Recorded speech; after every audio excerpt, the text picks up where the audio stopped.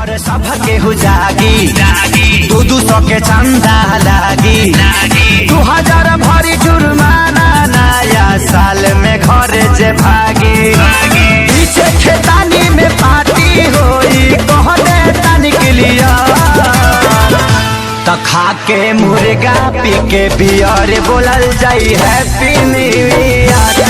खा के मुर्गा पी के बियर बोलल जाई हैप्पी न्यू ईयर।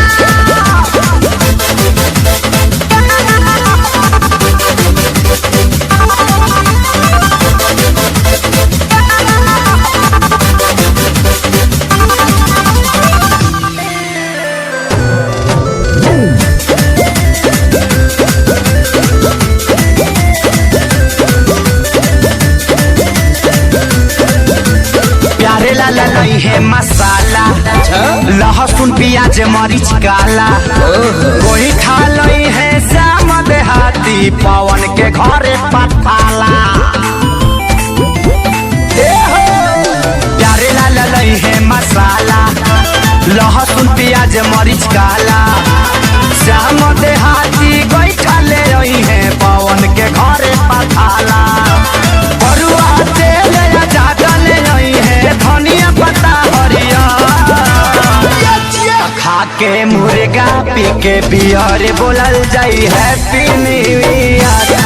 खा के मुर्गा पी के बियर बोलल जाई हैप्पी न्यू ईयर।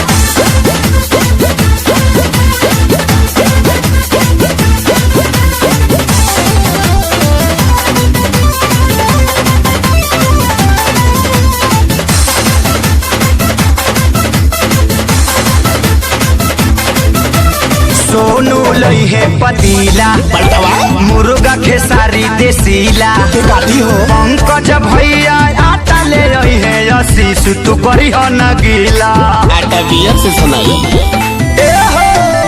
सोनू लई है पतीला मुर्गा खेसारी देसीला धनंजय भैया आटा ले रही है करी हो न बिकी गीला।